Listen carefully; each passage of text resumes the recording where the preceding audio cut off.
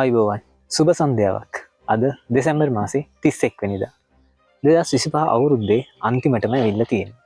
තව පැය කිහිපයකින් 2026 අවුරුද්ද උදා වෙනවා. ඉතින් මම හිතුවා මට තියෙන මතකයක් විදිහට 2025 අවුරුද්දේ මේ වීඩියෝ එක මේ විදිහට කරන්න.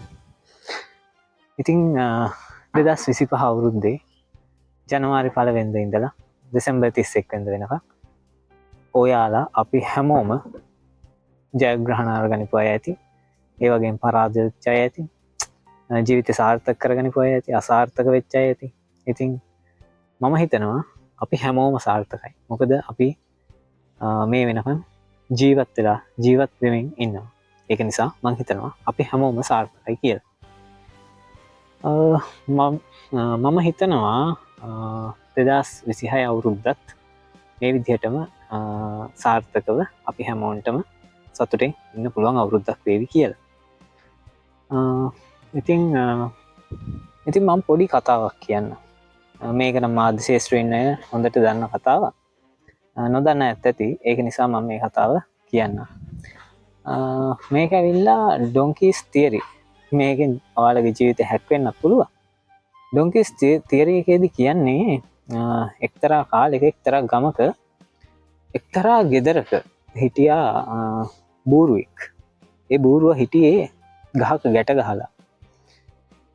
ගහලා මේ බූරුව හැමදාම ටිකක් නිදහසේ වගේ ඉන්නවා. ඒ වගේම තමයි මේ බූරුවා ඒ බූරුවගේ ගැට ගහපු කඹේ වපසරියට මේ බූරුවා එහා මෙහා යනවා.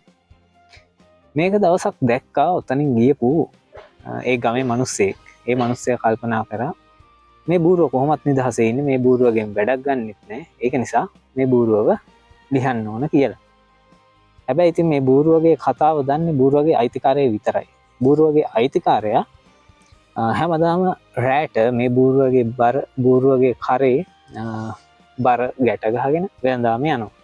එන්නේ ඊගව දවසේ උදේ. ඉතින් ගමේ මිනිස්සුන්ට පේන්නේ ඕක බූරුවන් හැමදාම මේ ගහේ ගැට ගහලා ඉන්න එක විතරයි. මොකද බූරුවව දකින්න හම්බෙන්නේ උදේ කාලේ විතරක් නිසා.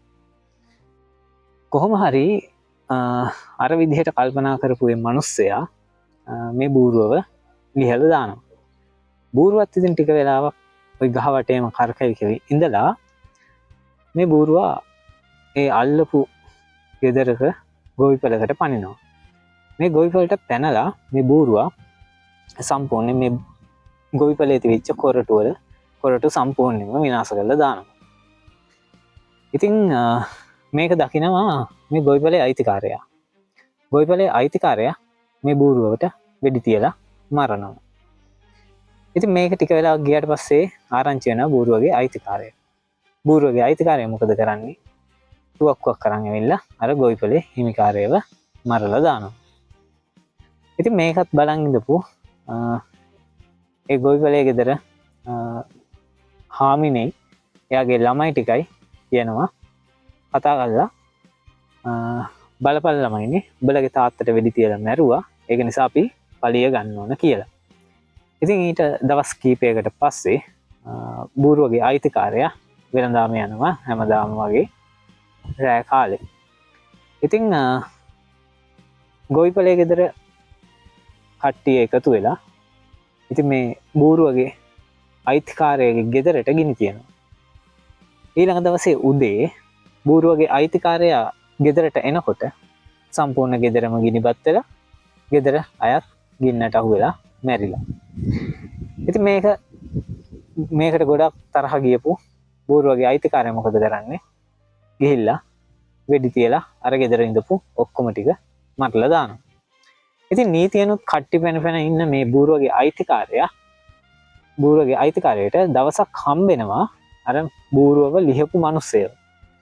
ඉතින් මේ මිනිස්සගෙන් අහනවා ඇයි තමුසේ මගේ බූරුවව ලිහුවේ කියලා. ඒ මිනිස්සයා කියනවා මම කරේ බූරුව ලිහපු එක විතරයි. මම කවුරුත් මැරුවේ නැහැ කියලා.